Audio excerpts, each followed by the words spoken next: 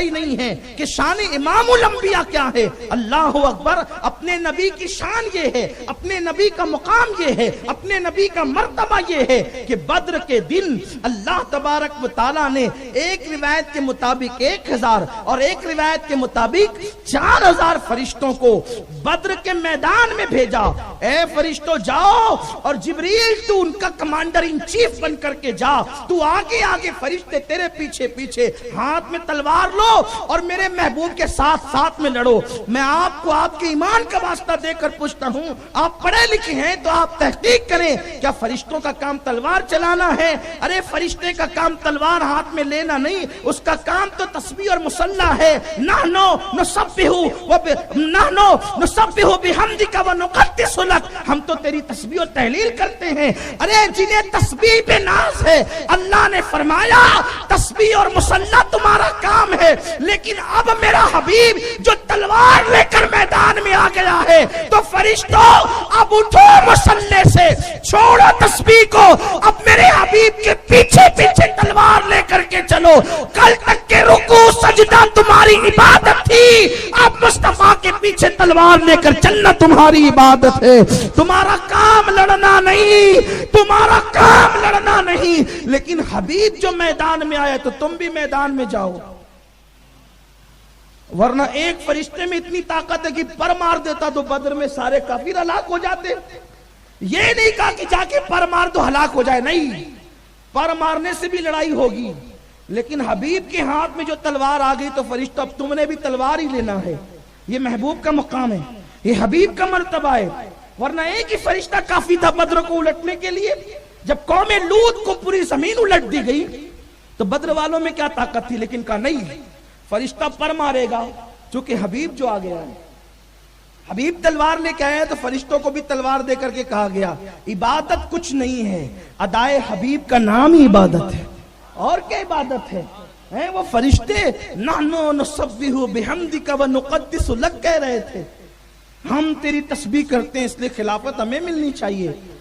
تو اللہ فرما رہا ہے کہ یہ تسبیح صرف عبادت نہیں ہے, حبیب کے پیچھے چلنا عبادت, میرے محبوب کے پیچھے. اور ایک خاص بات آپ کو بتانا چاہتا ہوں جو بہت اہم ہے. جو لوگ یہ عقیدہ رکھتے نا حضور کیا ہیں, وہ تو بس پیغام دینے آئے تھے, پیغام پہنچا کے چلے گئے.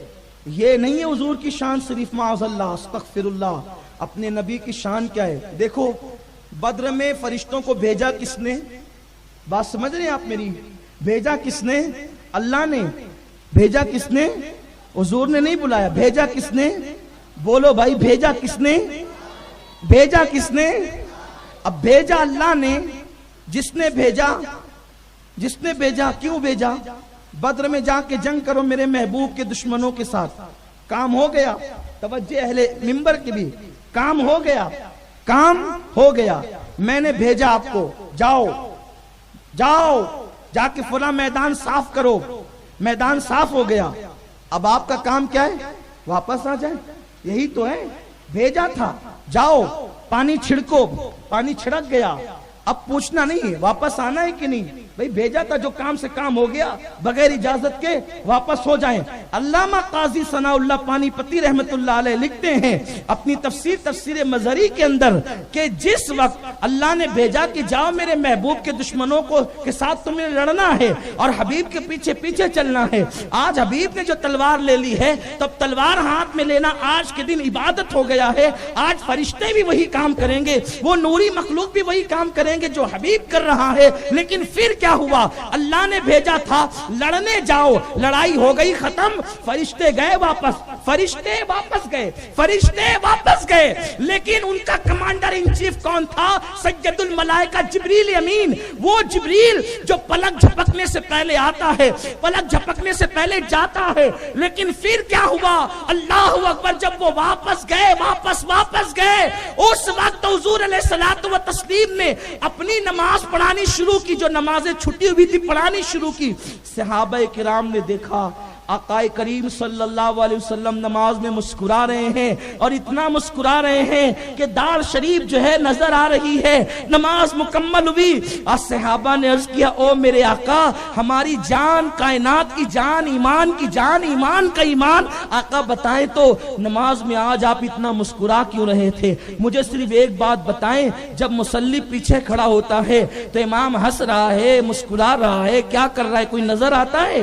نہیں نظر آتا کیونکہ نظریں نیچی ہو تو نظر نہیں آتا. لیکن صحابہ کہتے ہیں آقا آپ کیوں مسکرا رہے تھے؟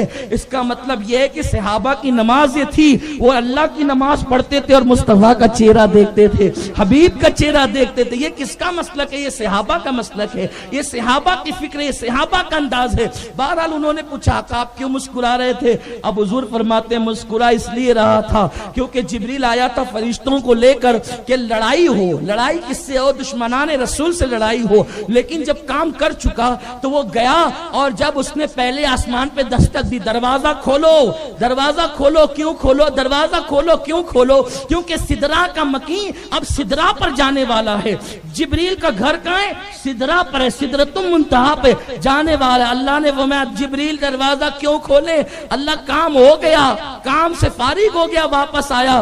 اللہ نے پوچھا جبریل میرے محبوب سے پوچھ کے آیا ہے کہ بغیر پوچھے آیا ہے؟ اور اس کی مولا کام تو نے دیا تھا کام مکمل ہو گیا واپس آ گیا. کہا نہیں آج دروازہ اس وقت تک کھلے گا نہیں جب تک تو میرے محبوب سے اجازت لے کر نہیں آئے گا. جا واپس جا واپس جا واپس جا اور پہلے حبیب سے اجازت لے اس کے بعد دروازہ کھلے گا.